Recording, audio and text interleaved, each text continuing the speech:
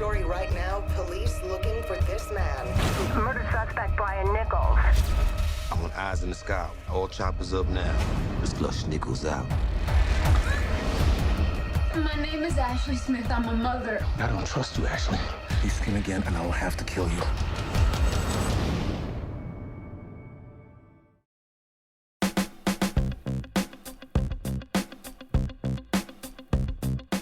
Hello, and welcome to another episode of Filmmakers Focus. I'm Doc Kennedy, and the clip you just listened to is from the hit film Captive. It was produced in 2015 and stars David Oyelowo and Kate Mara. Today's special guest, Brian Bird, was screenwriter and producer of that film. We're going to get to our conversation with Brian in just a minute. Before we get to that, I want to give you a quick update about what's going on around here.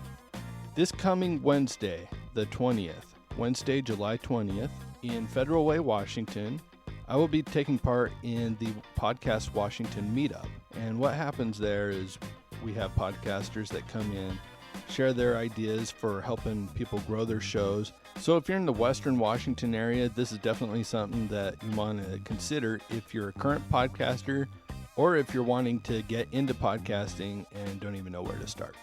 I'm really big on meetups, and I know I've shared this with you guys tons of times before, but the value of meeting people in your industry, making those connections, they're really going to help you take your craft to the next level. So again, that's this Wednesday, July 20th, 7 p.m. at Panera Bread in Federal Ways Commons. Another thing I want you to consider is to head over to thisismeg.com. Again, that is thisismeg.com, and support our friend Alex Ferrari in his endeavor of making his first feature film called This Is Meg. They're doing a fundraising campaign. That campaign actually ends in 2 days. So I apologize for not actually getting this out there sooner. I should have thought of it. Anyway, go ahead and head over to thisismeg.com. Check out what they got going on there. If it's $5, that's awesome. If it's $1,000, that's awesome. You know, anything in between. He's got some great offers available for different amounts of donations. But the reason I'm really promoting this on Filmmakers Focus is for a few reasons. Alex has been a great supporter of myself and Filmmakers Focus. He's promoted me and Filmmakers Focus on his big time podcast. I mean, we're doing good, but Alex is doing stellar. And he's promoted us on Indie Film Hustle. You know, that's meant a lot to me. Another reason is I totally believe in the project that they're doing. I love this type of comedy. It's a unscripted comedy, and that's right up my alley. I love doing improv. So that's definitely something that's piqued my intrigue for sure. And I just love that they're going out and they're just doing it. You know, they put this outline together, they're making it happen. And another reason is at some point, we're all going to want to have a little bit of support on whatever project we're doing. And I think it's important for us to reach out to others and offer that same support. So I put in my donation, and I totally encourage you to do the same. You know, again, if that's $5, if it's $1,000, whatever it may be. And if you can't this time, that's totally understandable. But, you know, just keeping in mind, you know, that we need to be supporting each other as our projects are taking place. So again, that's thisismeg.com. So without further delay, here's our conversation with Brian Bird. And now our feature presentation.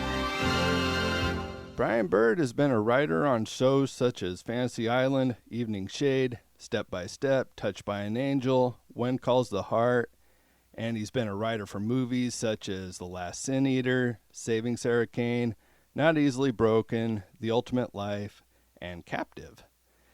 And he's been a producer on most of his writing projects. Welcome, Brian Bird. Thanks for having me on your show. I'm really excited, actually. I saw Captive a few months ago, and I just loved it. Well, thanks. That was a labor of love project for almost a decade, actually. Wow. Can we talk about that a little bit? Like, why a decade?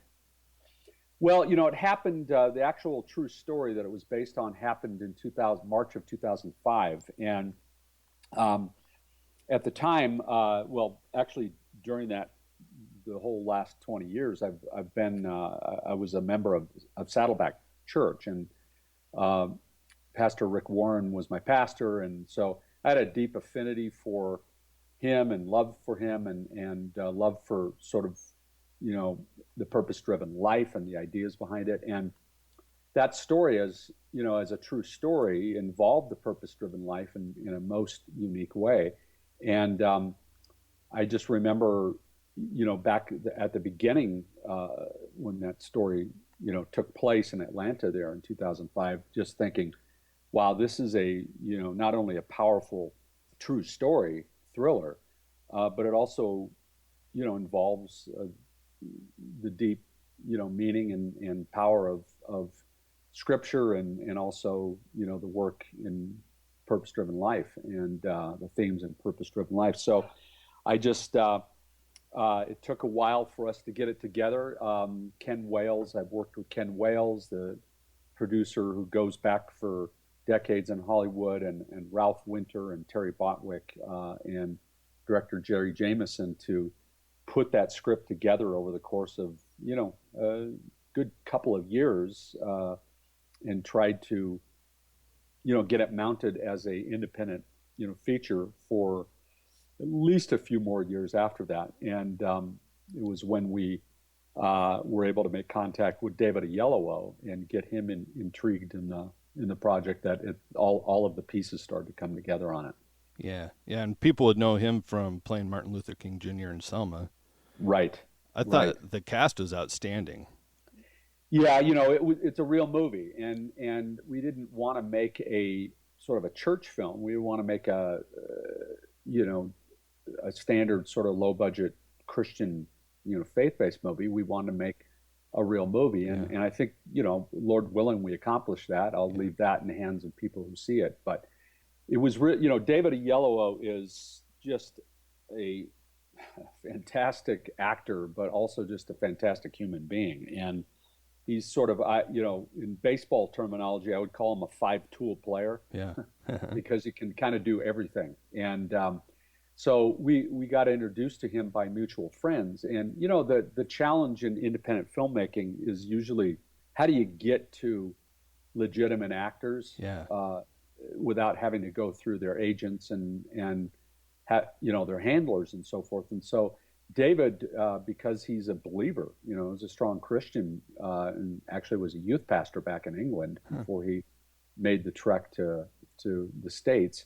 We sort of run in mutual circles, in mutual crowds, and there's a bit of a, sort of a, I don't, for lack of a better term, a Christian mafia in Hollywood, and everybody sort of knows each other. And so a mutual friend of mine, Marcy Gold, who I worked with on Touch by an Angel, was good friends with David and his wife, Jessica. And, she asked me, she had read the script, and she asked me if she could get it to him.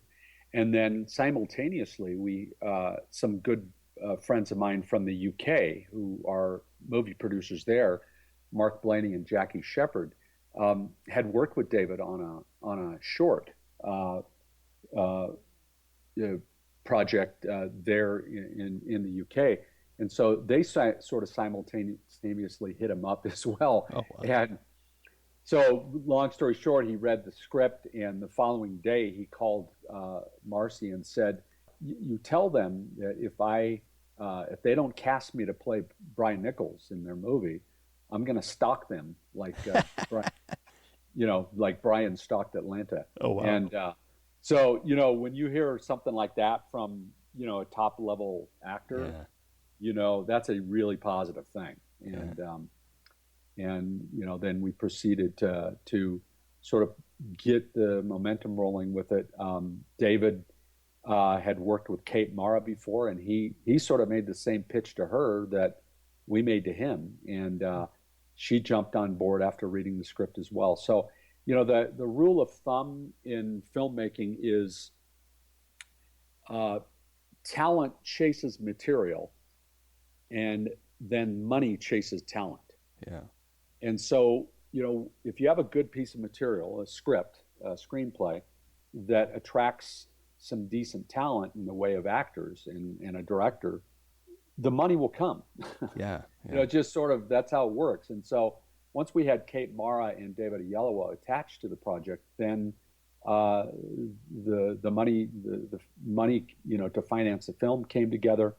We shot it in North Carolina and partially in Mexico. Wow. And then Paramount came in, on what is called a negative pickup deal, where you make the movie and then they basically take it over. They pay off the people that finance the movie, and then they sort of take it over. And so it was a really great experience for us to get a big studio rollout for the film. Yeah. So you didn't have that set up before you went. You just went as no. an We indie, took huh? you take if you have financing that will take the risk with you, it's actually honestly I think a better way to go, because once you get a studio involved, money sort of dictates. The rule of thumb in Hollywood is that the golden rule, I should say, in Hollywood is he who has the money makes the rules. So, or you can keep it, independent while you're making the film. Role you have to, to make sure it's the movie you really want to make, and so that's what was a really fantastic, our fantastic good fortune in doing this. And then you make the movie you believe in, and you hope to get distributors on board, and that's exactly what happened. And I don't think it hurt us at all that David Oyelowo did such a fantastic job in Selma as Martin Luther King, which was also a Paramount movie. I don't think that hurt us at all in terms of getting Paramount, on board with this. Yeah, absolutely. And Kate Mara, Michael Kenneth Williams, Mimi Rogers, Yeah. They're all big names that are recognizable.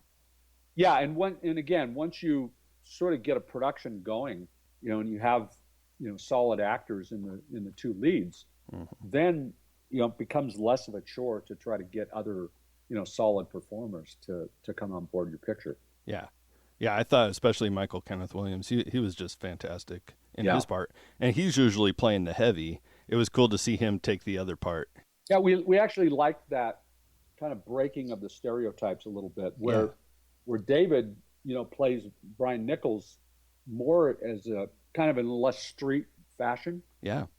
More articulate, more college educated kind of a guy, and which in fact he was in the true story. And so it was sort of an interesting, role reversal there for Michael K. Williams to play the cop as a little more rough edged than even Brian Nichols was. Yeah. Well, I'm sure that was fun for him too, to just mix it up. Right. And he, what a great, terrific actor Michael K. is, because he, frankly, his reason for wanting to do this small film was, he's had, drug and alcohol issues in his own life, and he's in recovery. And so for him, doing a movie about the need to recover from one's demons, for him, it was, I think really sort of, he was on a mission. So personal. Yes, exactly. Oh, wow. I love that. Well, let's backtrack a little bit, Brian. How did you get started in the business? Why did you get started? Well, I was, I started out as a journalist, actually.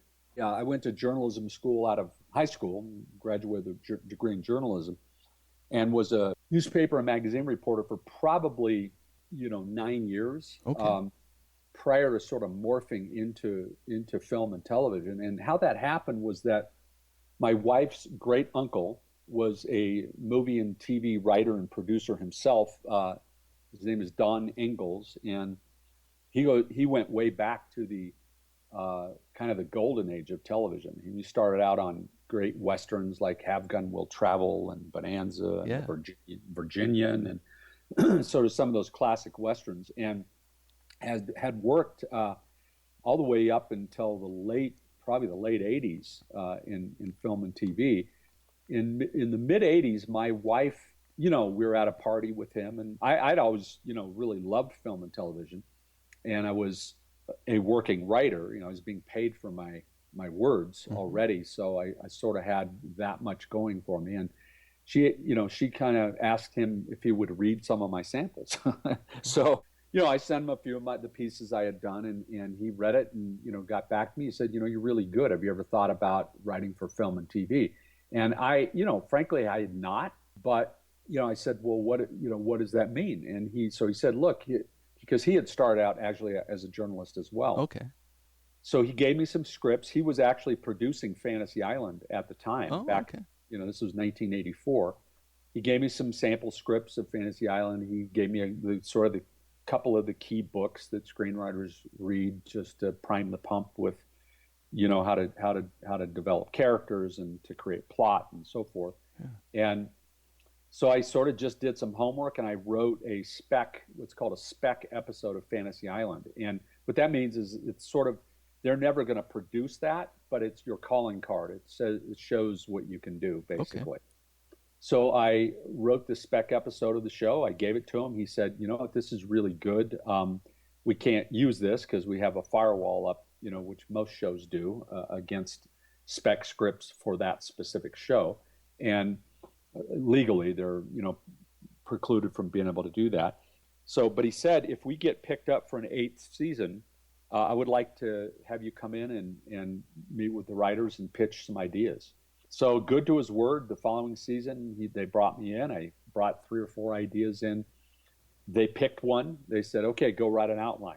And they said, oh, and who's your agent? And I said, what's an agent?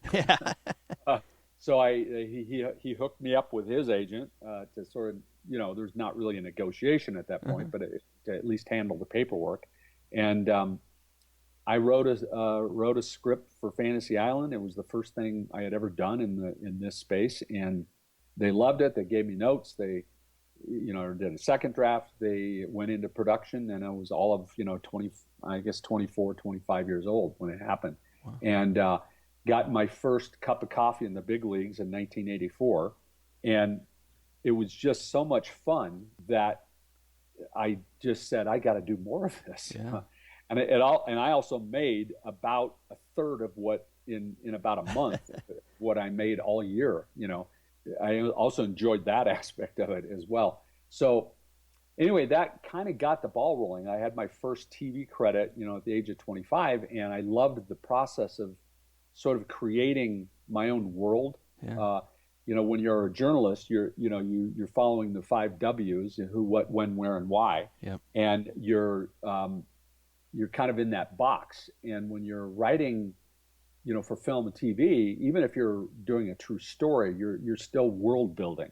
Yeah. You're terraforming, and you're playing God. And it's it was so exhilarating for me to be able to get outside that journalist box and just bring my journalism skills to the process of writing, for film and TV, that it sort of lit the fuse on that part of my career. And I've been doing it ever since, and figured out a way, some way to pay the bills while I was doing it.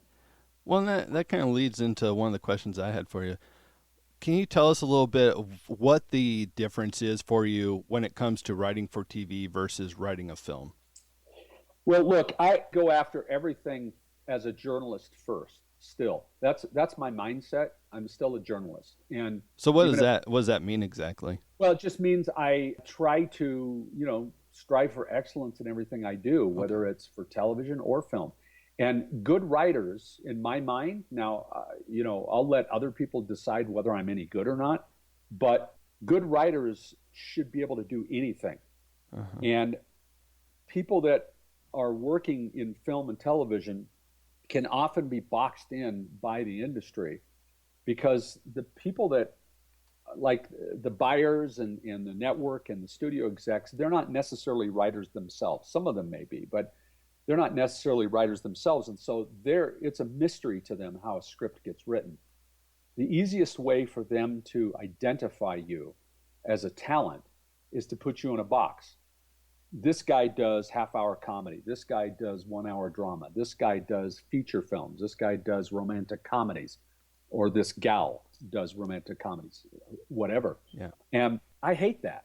I'm not going to ever let anybody put me in a box. So consequently, I wrote 10 years of comedy, sitcoms. I wrote on 10 years of sitcoms during my career. I've written comedy films as well as kind of heavy-hitting dramas. My goal for myself, and I wish, and I encourage other young writers that I mentor and so forth, is don't let people put you in a box. If you're a good writer, you can do anything. Yeah. You can write anything. And what that means is a concept that I call copy the masters. And when I mention that to classrooms, when I teach at colleges and so forth, that they're like, there's a gasp. What do you mean copy? There's a principle in the world of art that if you can picture a painting class, the students are all in a painting class at their canvas, right? At their own easel, at their painting canvas with their paints. And the master, the teacher, is up front. What is the teacher doing? He's painting.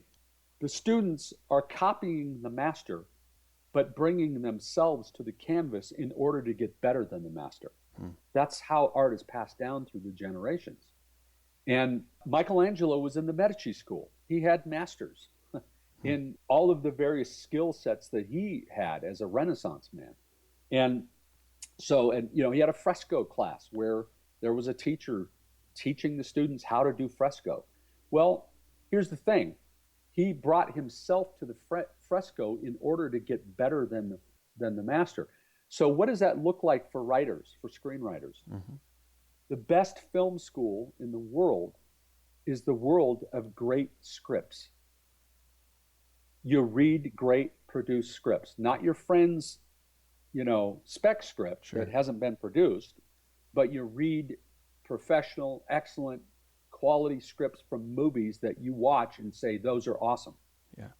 You get those scripts any way you can, and you read them and you study them and you hold them open while you're watching the movie and you analyze how the writer did what he did. That's the best film school in the world. I didn't go to film school. Yeah. I went to journalism school. I taught myself how to write screenplays, and my teachers are all the great writers, all the great screenwriters of history. I copy the master, but bring myself to the canvas in order to try to approach the excellence of those teachers.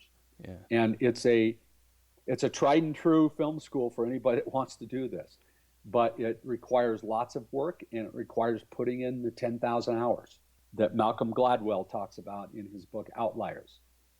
You can have a little bit of genius in your life, but if you don't put in 10,000 hours, you don't become the Beatles. You don't become J.J. Abrams. You don't become, Bill Gates or Mark Zuckerberg or whoever. People who put in, the 10,000 hours mastering their craft become experts at what they do. So when you talk about writing drama, writing comedy, do you do just box those together? Because for me, if I'm going to hone in on something and really set 10,000 hours towards really becoming a master of one thing, I think people might look at like Tarantino or somebody like that, where know exactly what you're going to get. Do you feel like you can loosen that up and just say writing per se?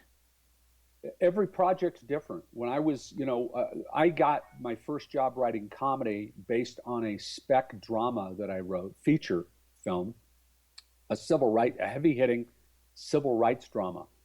The executive producer of the show, he did Vernon Shirley, Family Matters, Step by Step, Perfect Strangers, lots of shows like that. Yeah.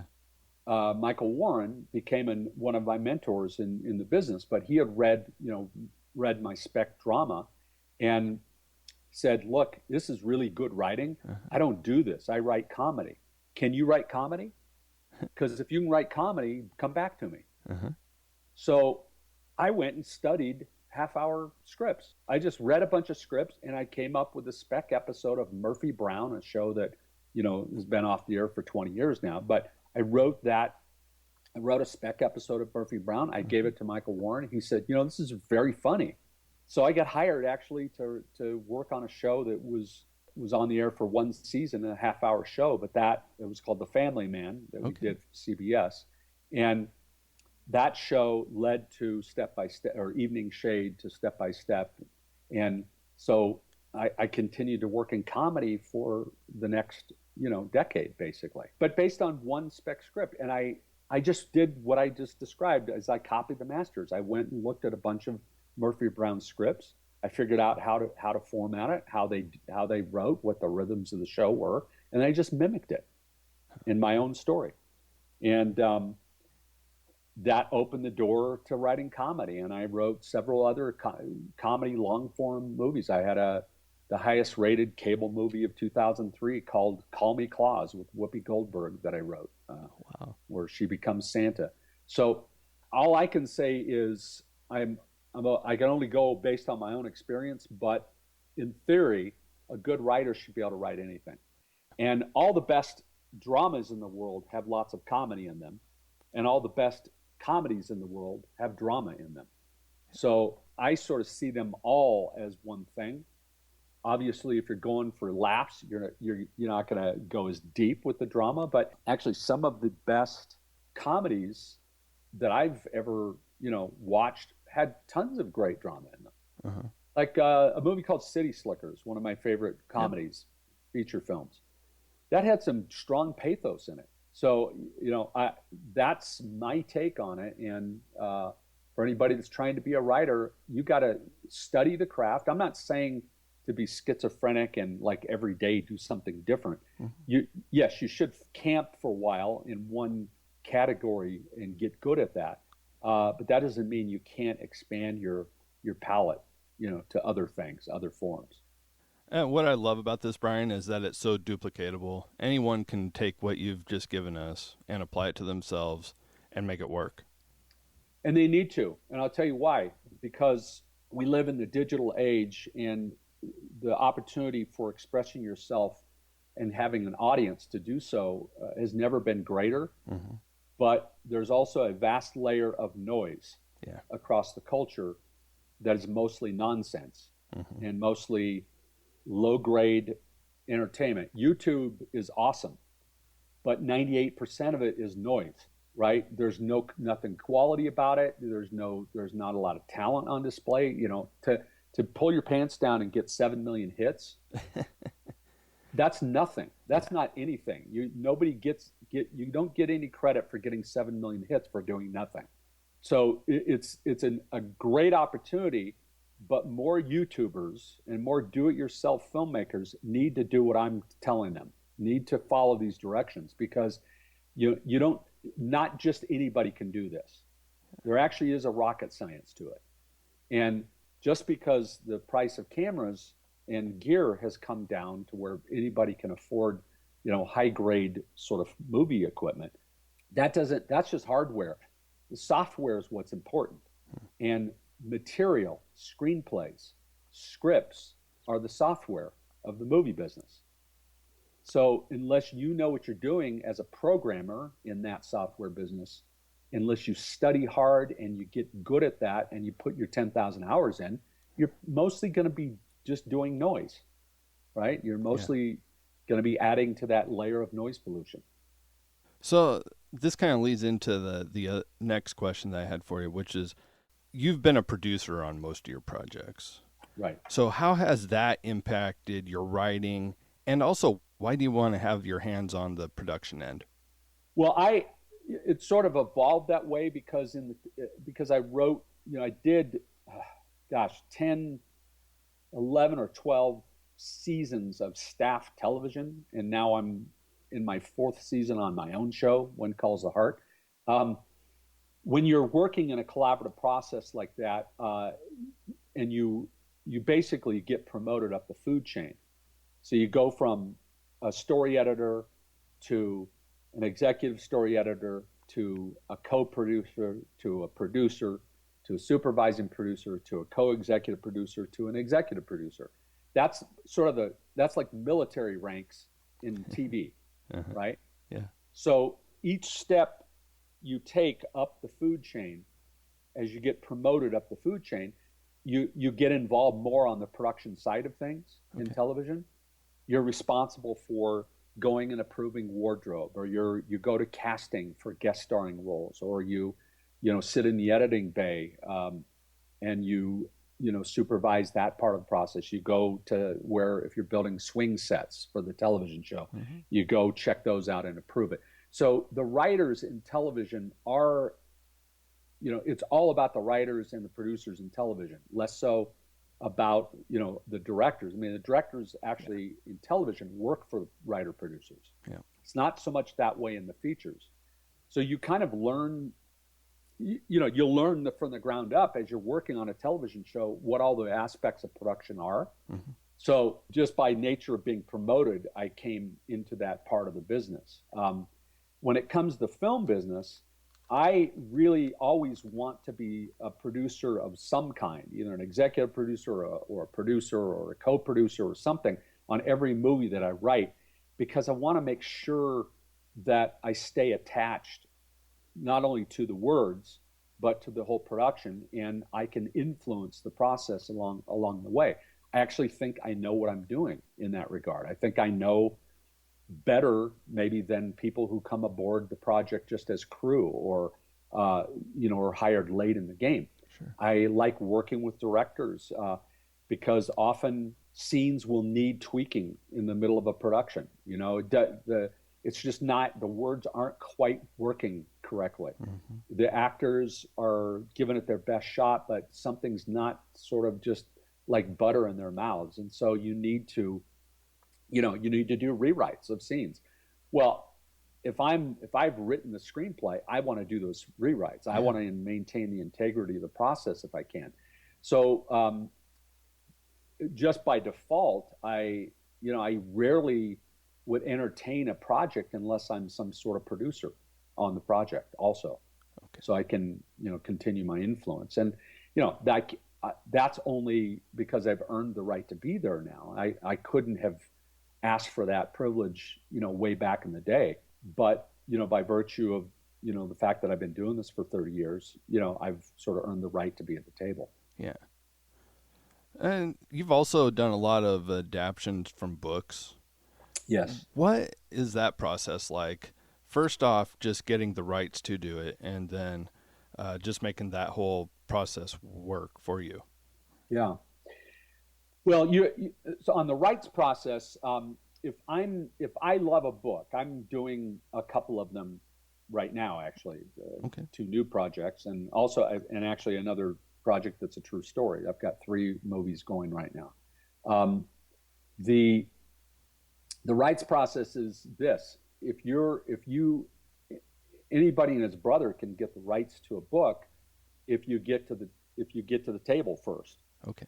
The challenge with a lot of books is that they get shopped and they get picked over by the studios first, because the publishers all send out preview manuscripts of the books 6 months before they're published. Mm-hmm. So a lot of times things get picked over and it's hard to get them.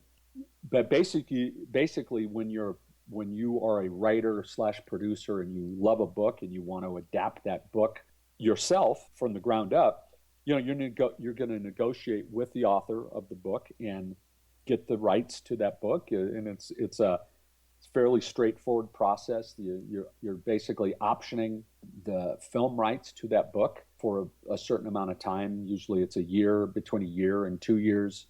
Okay. For the initial option period. You're agreeing on a purchase price. If that movie gets made, here's what the author will get. You put an option fee up against that purchase price. You're not paying the entire purchase price at the beginning, because that's a big risk. Is it kind of like a down payment? It's a down payment. It's like earnest money against the price that you have agreed. It's like layaway, I guess that's okay. Another way to look at it. But you exclusively have the rights to develop that book into a screenplay and also to develop it into a movie for however long a period you have negotiated with that author.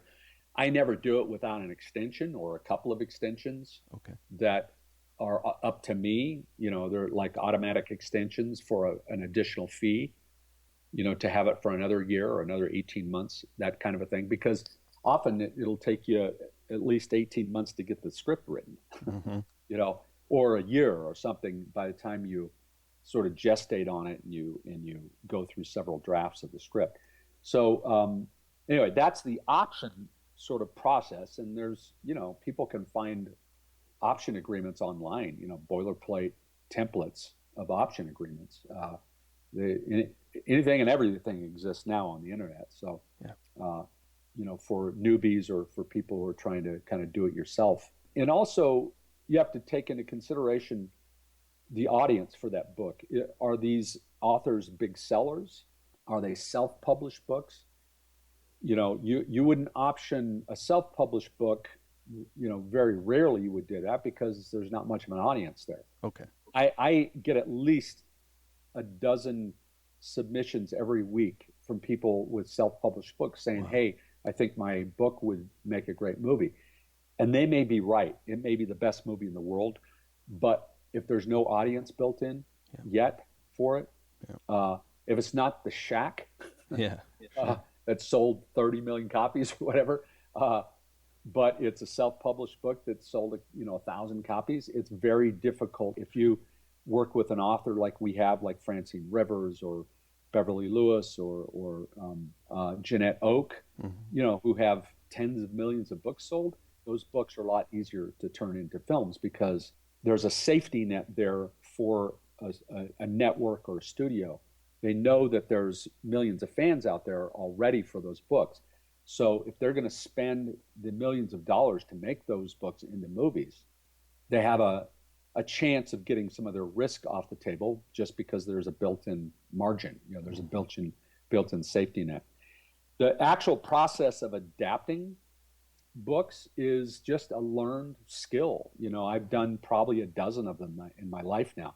And, the challenge there is that you're going to write a screenplay that's between 100 and 120 pages long or abouts, give or take. And you're reading, and there's a lot of white space on those pages, right? In a screenplay format.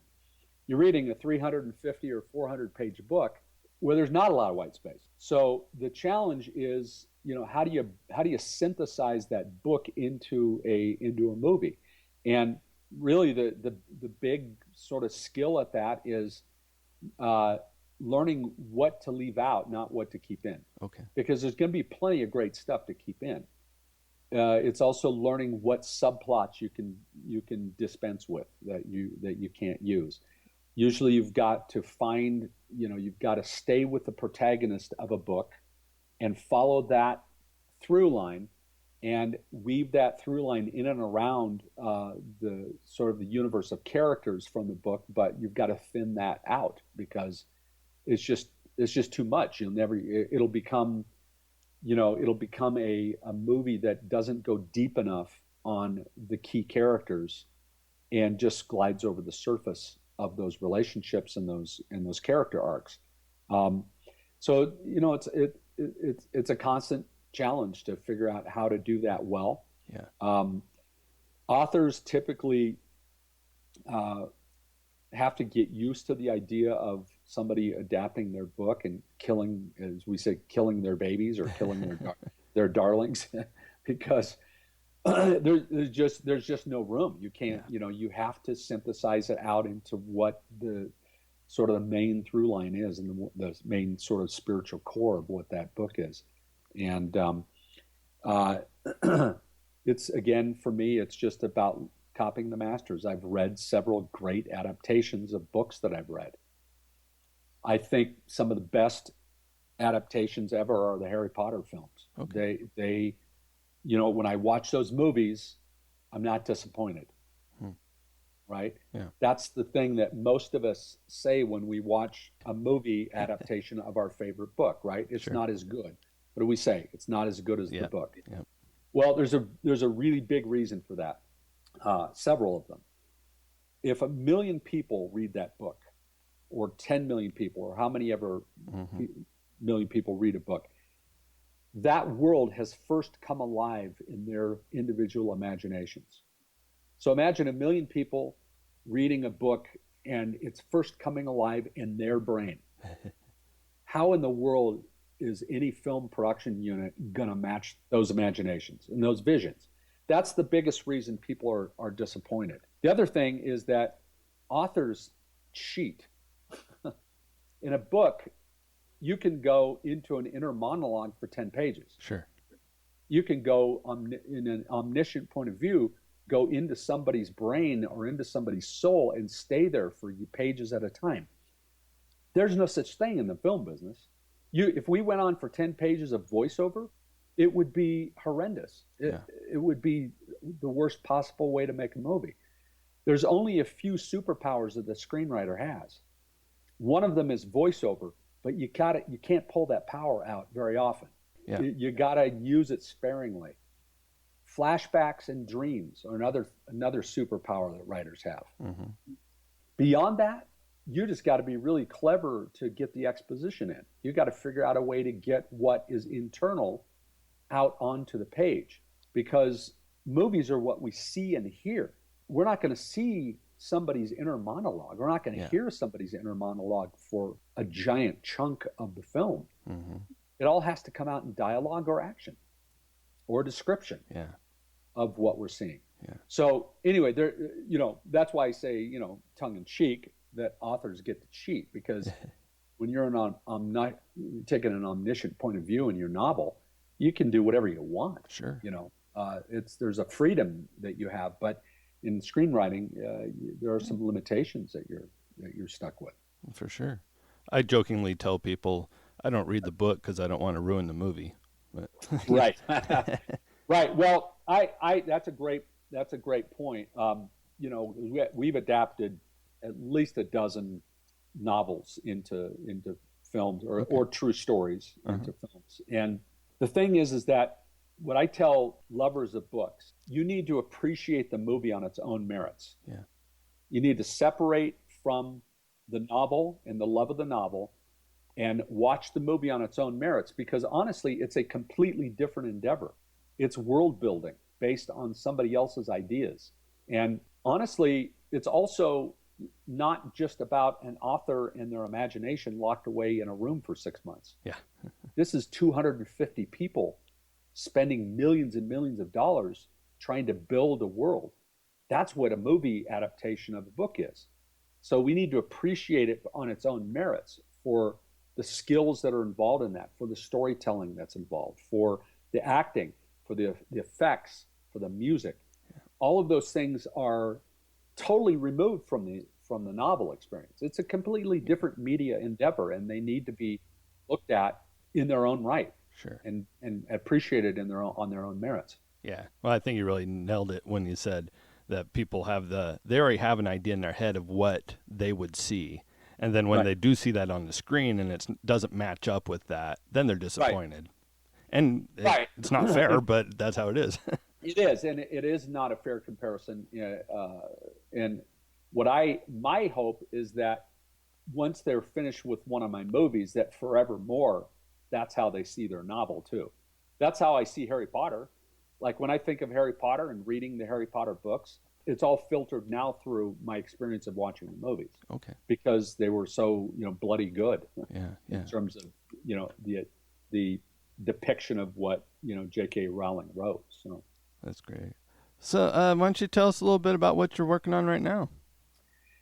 Well, we are in soft prep mode and writing mode for the 4th season of When Calls the Heart, and we're really proud of this little show on the Hallmark Channel, because it's being watched now by over 3 million people. Wow, that's pretty good. And it's building an incredible fan base, and it has its own organic fan movement that they call themselves Hardies. They're like Trekkies on steroids. I'm telling you, and they're mostly women. I have to say, it's mostly ladies who are fans of the show, although we do have a growing number of men and young people watching.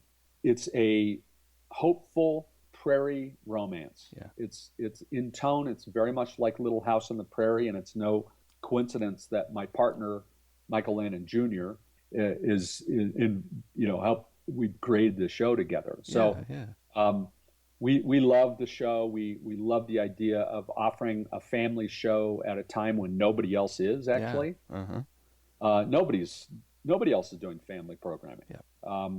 None of the networks have family shows on anymore. So we feel like we found the source of food in a starving generation. And the way the Hardys are rabidly following the show, including trending on Twitter with their live tweets every time the show is on.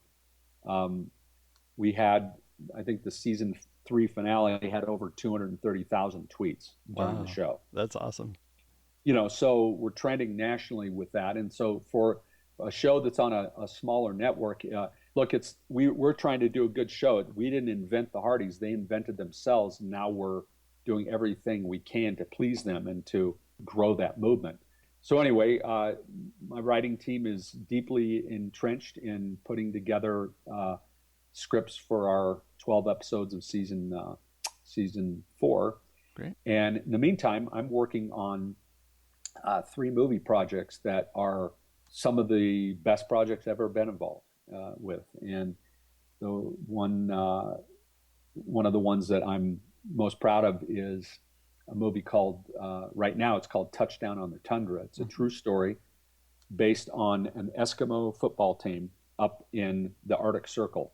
It's a high school team that played football on the frozen tundra. Nothing grows there in Barrow, Alaska, which is 300 miles north of the Arctic Circle. And it's a place where you have to post snipers at the end of the field to ward off the polar bears. And it's just a wonderful story of 2 mothers, one from Florida and one from Barrow, an Inupiat mother, who joined forces to build those boys a real football field so they wouldn't have to play on gravel. And ever since that football field got built, this team has gone on to the state finals several times, and 16 other artificial turf fields have been built in Alaska in remote native villages, because the dropout rate in Barrow, Alaska before football was 50% among the boys. Last year, the dropout rate was 0. That's so cool. And they were also young men who were there was a brain drain going on as well. These young men were dropping out and leaving, heading south to get away from their native, tribal roots. And, it's a whaling community. For 10,000 years, it's been a whaling community. And the boys, by playing this weird game from the lower 48, learning the sense of accountability and community and teamwork, they are now returning to their native traditions of being involved in the whaling business and whaling crews. And so, football actually solved a cultural problem as well as an educational problem there. Wow. So anyway, that one's called Touchdown on the Tundra. And I'm working on another book, a great adoption story called The Boy from Baby House 10.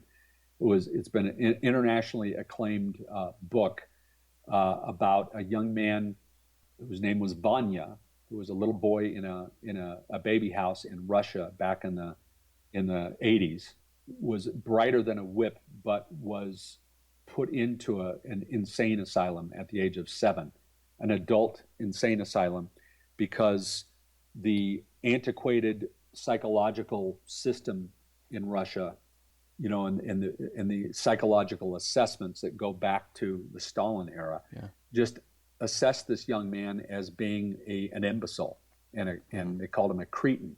They put him into an adult mental institution, and a British journalist and his wife took great pains to rescue him and to get him out of the country.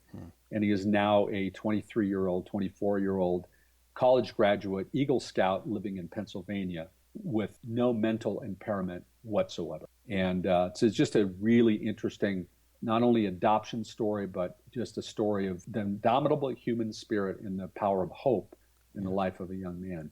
So anyway, those are a couple of the projects that I'm really excited about. That's super, Brian. Well, I'm excited for you. I've been following you for a while, so it's just cool to see how your career is really, it feels like you're in your prime, and you're just owning it. So, well, thanks. I feel I'm 59 now, and so I'm an oldster in this business full of young people. But I actually feel like I'm better than ever at what I do, and it's just because I've done it for so long that I just feel like I'm doing my best work right now. So I want to work like a banshee until I'm a brain in a jar. That's it, I'll be a brain in a jar by the time I'm done doing this. Love that. Yeah. I heard Bob Goff say that he just wants to run out at the end, no slowing down, just full force. Yeah, I can't imagine, settling into playing golf 3 times a week. Sure. I mean, maybe nice to do it more than I do now, but honestly, I love what I do. And so I'm just going to work until I can't get arrested anymore. Love it. Well, how can people reach out to you, get in touch, follow what you got going on, Brian? Yeah, I'm on Twitter. So my handle on Twitter is at BRBird. And then I'm also on Facebook. People can reach out to me on Facebook. And I usually, I'm probably coming up soon on having to open up a public page because the show is sort of generated a lot of interest.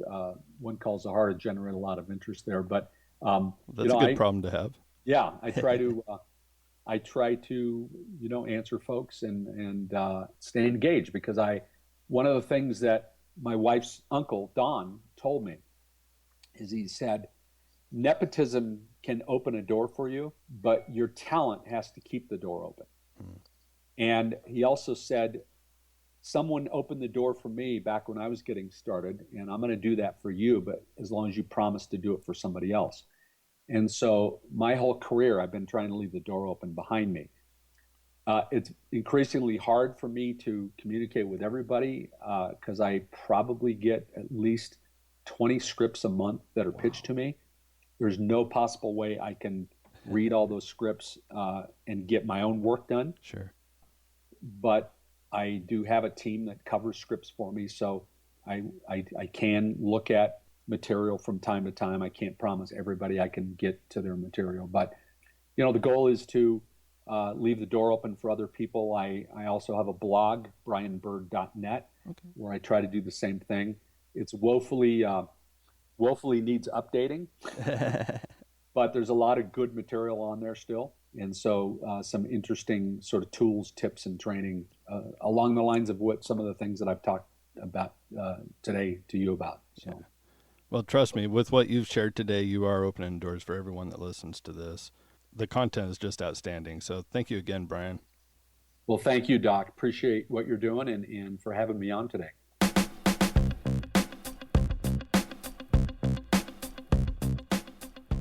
Wow, so many takeaways from this episode, guys. This was outstanding, and I want to thank Brian again for really just opening up, not holding back, and really giving actionable tips that are going to help you take your writing, producing to the next level, especially when it comes to screenwriting. If you take these actionable approaches Brian talked about, you're going to be better at what you do. It's that simple. And I think it's a huge deal that Brian's even willing to accept to look at a screenplay. So I highly encourage you, if you do want to send a screenplay Brian's way, please, please, please make sure that it is something that you are absolutely proud of. Try not to send it too early, too soon. I know we get excited and we want people to see our stuff, but the truth is, when someone sees something that you've wrote and it's not quite at that area where it should be, they might unintentionally keep that notion of how you did right before versus how you write now, as you're improving. So I just encourage you, before you send something to Brian or anyone for that matter, make sure that it is the absolute best that you have to offer, and then send it off. And then you can make the tweaks that they suggest, because we're always working on making stuff better that we do. And Brian's the first screenwriter that I've run into that's even willing to read anything. So that's huge. That is huge, guys. I don't take this lightly. And again, I just encourage you, make sure it is the best stuff you have to offer. Well, if you could do us a favor, when I say us, it's usually me, but if you can do us a favor and head on over to iTunes, please leave a review. Everything that's left on iTunes helps us gain more recognition in the iTunes search engine. Huge help. Also, if you want to head over to Twitter, Facebook, like the Facebook page for Filmmakers Focus, the Twitter as well, and then feel free to join the Filmmakers Focus Facebook group. And I highly encourage all of you to post whatever is going on in your world in the group. And I think it's important that we're building a smaller community. It's a little more tight-knit. And I like it that way. We're getting people in there that are actually knowing who each other are. So that means a lot. So with that said, we will see you in the next episode next week. Another episode of Filmmakers Focus. God bless. Step by step, day by